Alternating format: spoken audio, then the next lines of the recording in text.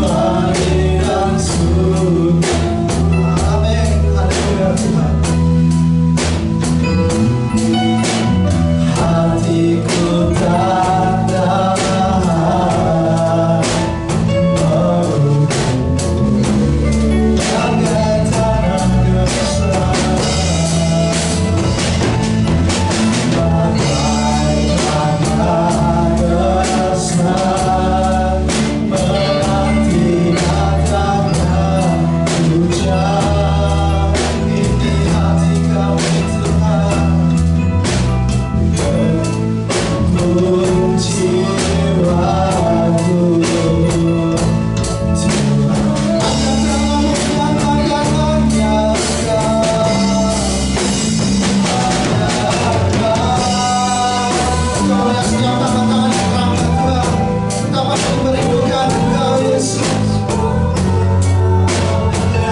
Hatiku tiada yang tersembunyi bagimu, seluruh isi hatiku Kau tahu. Bawaku dan bawakan kita untuk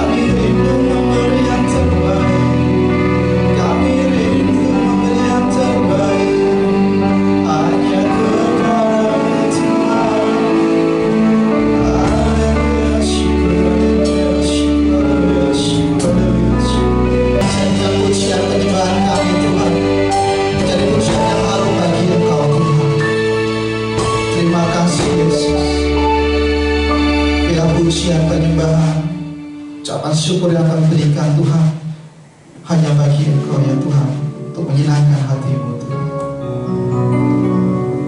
Terima kasih Yesus, terima kasih Bapa. Kasih sebentar kami mau menerima berkat firman-Mu ya Tuhan. Kiranya Tuhan membuka hati kami, pikiran kami, pengertian kami Tuhan, agar firman-Mu yang akan disampaikan oleh hamba-Mu dapat tertanam dalam hati kami menjadi Tuhan di tanah yang subur, berbuah dan berbuah untuk kemuliaan nama Engkau. Terima kasih Tuhan, terima kasih Yesus. Kami persiapkan hati kami, pendengaran kami untuk menerima kebenaran firman-Mu di pagi hari ini. Terima kasih Tuhan, terima kasih Tuhan. Mari semua yang siap untuk menerima berkat firman Tuhan, sama-sama katakan amin. Salam saudara, firman Tuhan pada kesempatan hari ini saya ambil dalam kitab Yudas pasal yang pertama, ayat yang pertama sampai dengan ayat yang keempat. Demikianlah firman Tuhan. Dari Yudas, hamba Yesus Kristus, dan saudara Yakobus, kepada mereka yang terpanggil, yang dikasihi dalam Allah Bapa dan dipelihara untuk Yesus Kristus. Rahmat, damai sejahtera, dan kasih kiranya melimpahi kamu. Saudara-saudaraku yang kekasih, sementara aku bersungguh-sungguh berusaha menulis kepada kamu tentang keselamatan kita bersama, aku merasa terdorong untuk menulis ini kepada kamu dan menasihati kamu, supaya kamu tetap berjuang untuk mempertahankan iman yang telah disampaikan kepada orang-orang kudus. Sebab ternyata ada orang tertentu yang telah masuk menyelusup di tengah-tengah kamu, yaitu orang-orang yang telah lama ditentukan untuk dihukum. Mereka adalah orang-orang fasik yang menyalahgunakan kasih karunia Allah kita untuk melampiaskan hawa nafsu mereka, dan yang menyangkal satu-satunya penguasa dan Tuhan kita, Yesus Kristus. Saudara, saya berikan tema firman hari ini, awas, ada pengajar dan Kristen gadungan. Surat ini ditulis oleh Yudas, saudara Rasul Yakobus, yang juga adalah saudara Tuhan Yesus Kristus, di mana Yudas mengingatkan kepada orang-orang Kristen, orang-orang percaya, supaya mereka tetap bertahan dengan iman mereka. Kenapa hal itu disampaikan oleh Yudas, saudara? Karena didapati ada pengajar-pengajar gadungan, ada orang-orang Kristen gadungan yang berusaha menyusup ke orang-orang percaya yang lainnya dengan memberitakan kabar, dengan memberitakan pesan yang tidak sesuai dengan yang disampaikan oleh Tuhan Yesus Kristus. Nah, mari kita melihat siapakah pengajar gadungan dan orang Kristen gadungan itu. Mereka, kalau kita baca ayat yang keempat, mereka adalah yang mengaku sebagai pemimpin atau pengajar agama dan orang Kristen, tapi hidup mereka tidak mencerminkan Kristus. Mereka ini mengajarkan tentang ajaran-ajaran yang sepertinya, saudara, ajaran yang diajarkan Tuhan Yesus Kristus. Tapi tidaklah demikian faktanya. Kenapa tidak demikian? Karena mereka mengajarkan sesuatu yang di luar Kristus. Artinya apa? Mereka masih hidup di dalam kehidupan yang tidak dikehendaki oleh Kristus. Sekalipun mereka mengaku sebagai pengajar Kristen, sekalipun mereka mengaku sebagai pengajar untuk orang-orang percaya kepada Kristus, tetapi kehidupan mereka tidak mencerminkan sikap hidup Yesus Kristus itu sendiri. Nah, saudara, pengajar-pengajar ini adalah orang-orang yang pintar. Kenapa saya sebut orang-orang yang pintar? Karena kalau mereka tidak pintar, maka mereka tidak akan bisa menyusup dalam kumpulan orang-orang percaya. Kalau mereka tidak pintar, maka mereka tidak akan bisa membelokkan iman orang-orang percaya yang lainnya. Jadi ini adalah orang-orang yang memiliki kemampuan untuk mengambil hati orang-orang percaya supaya mereka berpindah dari ajaran Kristus yang sesungguhnya kepada ajaran yang mereka bawa. Tentunya bukan ajaran Kristus. Nah, kita mesti berhati-hati akan hal ini, saudara. Banyak orang pintar yang memberitakan Kristus, tetapi ada juga mereka yang memiliki motif tidak benar. Banyak orang pintar yang mengetahui tentang Kristus, silsilah tentang Kristus, sejarah tentang Kristus, kan ajaran-ajaran Kristus mereka paham. Tetapi dengan kepintarannya itu mereka berusaha untuk menyesatkan orang-orang yang bisa disesatkan. Karena itu saudaraku, mari kita memahami ciri-ciri dari mereka yang mengaku sebagai pemimpin, yang mengaku sebagai orang percaya, tapi pada hakikatnya mereka adalah pemimpin-pemimpin orang-orang percaya gadungan. Nah, yang pertama, ciri-ciri yang mereka miliki adalah kita harus memperhatikan mulut atau lidah mereka. Jadi kalau kita baca Yudas pasal 1 ayat yang ke-16, itu adalah ciri-ciri dari orang Kristen gadungan, pengajar-pengajar Kristen gadungan. Yang pertama, mereka itu orang yang menggerutu dan mengeluh tentang nasibnya. Jadi pertama yang harus kita ketahui adalah perhatikanlah dengan lidah mereka, mulut mereka.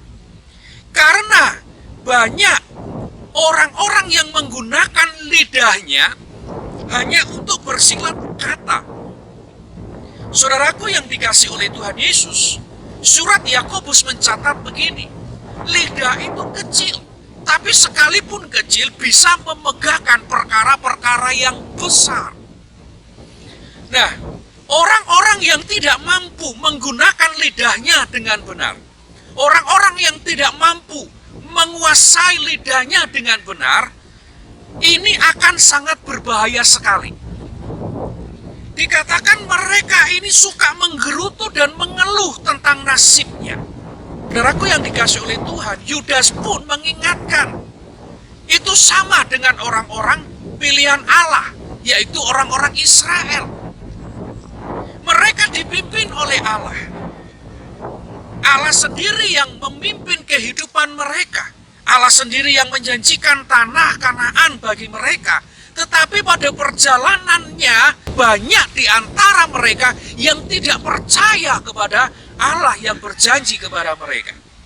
Sehingga sekalipun mereka umat kesayangan Allah, umat pilihan Allah, tapi karena ketidakpercayaannya kepada Allah, akhirnya mereka dibinasakan oleh Tuhan sendiri. Kenapa? Karena mulut mereka, karena dari lidah mereka, mereka menggerutu kepada Allah. Mereka tidak percaya kepada Allah. Saudaraku yang dikasih oleh Tuhan, mari kita menggunakan lidah kita ini dengan bijaksana. Mari kita memanfaatkan lidah ini dengan benar. Sekalipun kecil, tetapi lidah ini bisa membuat perkara-perkara yang besar. Mari kita bisa mengucap syukur kepada Tuhan dengan lidah kita ini. Jangan suka menggerutu. Jangan gunakan lidah ini hanya untuk kepentingan-kepentingan kita saja.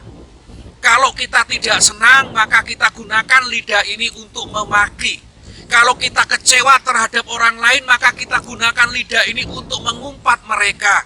Kalau kita kecewa dengan Tuhan, maka kita gunakan lidah ini untuk tidak hormat kepada Tuhan, untuk tidak percaya kepada Tuhan. Saudaraku yang dikasih oleh Tuhan, karenanya saya berharap kita menggunakan lidah kita dengan bijaksana. Mengucap syukurlah dalam segala hal, apapun yang terjadi. Orang melakukan kita tidak baik, orang berprasangka kepada kita tidak baik, orang bisa saja melakukan hal-hal yang tidak benar kepada kita. Tetapi satu hal, mari kita gunakan lidah ini untuk berdoa bagi mereka. Mari kita gunakan lidah ini untuk memberkati kehidupan mereka, supaya orang-orang seperti ini bisa bertobat. Saudaraku yang dikasih oleh Tuhan, apapun keadaan kita, mari kita belajar untuk mengucap syukur kepada Tuhan. Mari kita belajar untuk percaya kepada Tuhan, bahwa Tuhan memiliki rencana yang terbaik bagi kehidupan kita. Di tengah-tengah situasi yang tidak baik, Allah sanggup mengadakan segala sesuatu yang baik buat umat-umat yang percaya kepadanya. Karena itu mari kita gunakan lidah kita ini dengan bijaksana. Saudaraku, sama dengan para petani yang ada hari-hari ini. Kita lihat saudara, di belakang saya ini saudara bisa melihat tanah yang gersang. Ini adalah ladang para petani. Tetapi pada musimnya, musim kemarau seperti ini, mereka harus berhenti beberapa bulan, 2 bulan, 3 bulan. Kenapa? Karena tidak ada air, sehingga ladang mereka tidak dikerjakan. Tetapi sekalipun mereka tidak bisa memetik hasil yang mereka tanam pada waktu 2-3 bulan ini, tetapi mereka masih memiliki sikap yang optimis bahwa kelak setelah musim kemarau ini selesai, akan datang musim hujan dan mereka bisa bercocok tanam lagi dan akan menghasilkan hasil yang bisa mereka nikmati kembali. Hari-hari ini mereka mungkin mengalami masa kemarau, mengalami masa kekeringan dan tidak mendapatkan apa-apa. Tetapi di satu sisi mereka tetap berpengharapan bahwa satu saat masa ini akan berlalu. Mereka percaya bahwa musim kemarau akan berlalu dan digantikan dengan musim hujan, dan di situ mereka akan mulai bercocok tanam dan beberapa bulan kemudian mereka akan menghasilkan sesuatu.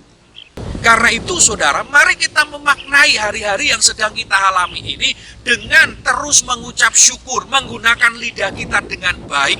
Jangan sampai karena lidah kita ini kita bisa berperkara dengan orang lain. Jangan sampai dengan lidah ini yang tidak bertanggung jawab, kita berperkara dengan Tuhan yang menciptakan kita. Ini sangat ironis sekali, saudara. Dan itu yang dialami oleh orang-orang Israel pada zaman mereka dibawa Tuhan Yesus keluar dari Mesir menuju ke tempat yang dijanjikan oleh Tuhan, yaitu tanah Kanaan. Hidup mereka sangat ironis. Keturunan pertama tidak bisa masuk ke dalam tanah yang dijanjikan oleh Tuhan karena ketidakpercayaan mereka, karena mulut mereka yang selalu menggerutu dan mengeluh tentang nasib mereka. Dan yang kedua, saudara, ciri-ciri para pengajar gadungan dan orang-orang Kristen gadungan itu seperti apa? Yang kedua adalah perhatikan kelakuan mereka. Apa yang dicatat dalam Yudas pasal 1 ayat yang ke-16 ini? Tetapi mulut mereka mengeluarkan perkataan-perkataan yang bukan-bukan, dan mereka menjilat orang untuk mendapatkan keuntungan. Jadi saudara, kelakuan hidup mereka itu dibalut hanya untuk mencari sesuatu hal yang menyenangkan saja. Istilahnya, mereka mempermak diri mereka. Mereka mempermak kelakuan mereka, tetapi di balik semuanya itu ada kepentingan yang ingin mereka dapatkan. Di balik mempermak diri mereka ada sesuatu yang ingin mereka capai, dan itu hanya bersifat kepentingan sesaat dalam diri mereka. Jadi istilahnya apa yang ditampilkan dalam kelakuan mereka itu hanya palsu, itu hanya gadungan. Mereka hanya menampilkan sesuatu hal, tetapi yang ditampilkan itu tidak murni, yang ditampilkan itu tidak tulus. Ada motif di dalamnya untuk mencari keuntungan. Nah, sekarang ini saudara, banyak orang mempermak dirinya, penampilannya, dan bahkan kelakuannya, sifatnya itu dipermak. Tetapi orang-orang yang mempermak diri mereka dengan tidak tulus, dengan tidak murni, ya satu saat pun mereka akan kelihatan juga bulus mereka. Jadi orang-orang seperti ini, orang-orang yang kelakuannya tidak memperlihatkan mencerminkan kelakuan Kristus, orang-orang yang perbuatannya tidak mencerminkan hidup Yesus Kristus itu adalah pengajar palsu dan orang-orang Kristen gadungan, saudara. Mereka hanya percaya kepada Kristus yang sudah menebus mereka, tetapi mereka tidak mau hidup seturut dengan tuntutan Kristus. Mereka percaya bahwa Yesus menebus dosa mereka, tapi mereka tidak mau mempercayakan diri mereka untuk hidup seperti kehidupan Kristus. Mereka masih dibelenggu dan dikuasai oleh hawa nafsu yang menjerumuskan mereka. Baik itu nafsu kekuasaan, baik itu nafsu materi, baik itu nafsu tentang seksual mereka masih diperdaya di sana. Mereka masih dikuasai dengan nafsu-nafsu tersebut. Dan hidup mereka tidak mau meninggalkan kehidupan lama mereka untuk hidup baru seperti Kristus, seperti yang diinginkan oleh Kristus. Nah, saudaraku yang dikasihi oleh Tuhan, orang-orang seperti ini yaitu pengajar-pengajar gadungan dan juga orang-orang Kristen gadungan, satu masanya mereka akan mendapatkan sebuah pembalasan dari Tuhan sendiri. Mereka yang menyesatkan banyak orang-orang percaya, dan bahkan mereka yang berusaha merusak kehidupan orang-orang percaya yang sesungguhnya kepada hidup mereka yang tidak benar, sehingga membuat banyak orang-orang percaya menjadi tersesat. Orang-orang seperti ini pada saatnya mereka akan mendapatkan penghakiman dari Allah yang adil, saudara. Dan mereka tidak akan bisa menghindar dari hukuman yang sudah disiapkan oleh Tuhan bagi mereka. Karena itu saya mau berharap, saudara, saya mau berdoa, apapun kondisi hari ini yang terjadi dalam hidup kita, tetaplah mengucap syukur dengan lidah kita dan mulut kita. Jangan kita meragukan lagi akan Tuhan kita, dan janganlah kita mudah bergeser dengan mempercayai ajaran-ajaran lain yang tidak sesuai dengan ajaran firman Kristus. Yang mungkin ajaran itu baik menurut pandangan logika kita, yang menurut kita ajaran itu baik menurut pandangan jasmania kita. Tetapi mesti kita harus telaah sungguh-sungguh, saudara. Karena hari-hari ini saya jumpai banyak pengajaran-pengajaran yang tidak baik. Apalagi di media sosial seperti YouTube, Instagram, dan lain sebagainya. Orang berusaha mengeksploitasi kemampuan mereka di sana. Tetapi ada sebuah motif yang tidak baik. Salah satunya adalah motif untuk mencari keuntungan, motif supaya tenar, dan itu akan menghasilkan sesuatu bagi mereka. Sehingga ajaran-ajaran yang sudah ditetapkan oleh bapak-bapak gereja, yang sudah mendapatkan pimpinan dan inspirasi dari Roh Kudus, mereka berusaha untuk ubah dengan pandangan mereka hari ini. Karena itu, saudaraku yang dikasihi oleh Tuhan, saya berharap di tengah-tengah kehidupan dunia yang akan menuju kepada kehancuran ini, kita tetap mengucap syukur kepada Tuhan dengan lidah kita. Dan yang kedua, mari sikap hidup kita berubah. Berubah ke arah siapa? Berubah ke arah Kristus. Kita mau menanggalkan nih kehidupan kita yang tidak selaras dengan kehidupan Kristus, dan kita mau hidup seturut dengan kasih karunia-Nya. Saya percaya di tengah-tengah situasi seperti ini, Tuhan akan terus meneguhkan dan menguatkan iman kita. Karena itu, mari kita bersama-sama dengan rekan-rekan saudara yang lain, saling mendoakan, saling menguatkan, dan saling mengingatkan, supaya kita tetap berdiri dalam ajaran yang benar, yaitu ajaran Kristus Yesus Tuhan kita. Tuhan Yesus memberkati. Mari kita berdoa. Bapa kami yang di surga, kami bersyukur atas hari ini. Kami bersyukur atas firman yang kami dengar. Dan kiranya firman ini ya Tuhan, boleh menjadi sebuah penuntun hidup kami di tengah-tengah dunia yang semakin menuju kepada kehancuran ini. Tuhan menguatkan setiap kami yang mendengarkan firman ini, dan terus menaruh kepercayaan kepada kami untuk kami tetap setia kepada Kristus, untuk tetap kami beriman kepada Yesus Kristus sebagai Tuhan dan Juru Selamat kami. Doa hamba untuk setiap umat-umat-Mu yang mendengarkan firman-Mu hari ini, supaya mereka diteguhkan dan dikuatkan. Kami percaya Ketika mereka menaruh hidup mereka kepada Tuhan Yesus Kristus, maka Engkau dengan kekuasaan-Mu Tuhan akan mengatur kehidupan kami. Berkati saudara kami yang sakit dengan kesembuhan, saudara kami yang lemah dengan kekuatan, saudara kami yang bergumul dengan harapan yang baru bahwa di dalam Tuhan Yesus mereka akan mendapatkan kemenangan. Saudaraku yang dikasihi oleh Tuhan, sekarang terimalah berkat dari Allah Bapa, cinta kasih dari Tuhan Yesus Kristus, serta persekutuan Roh Kudus menyertai kita mulai hari ini sampai selama-lamanya, sampai Tuhan Yesus datang kali kedua. Tuhan akan menyertai kita, membimbing kita, dan memberkati hidup kita. Mari setiap kita yang percaya bersama-sama dengan saya kita berkata, amin. Tuhan Yesus memberkati kita, saudara.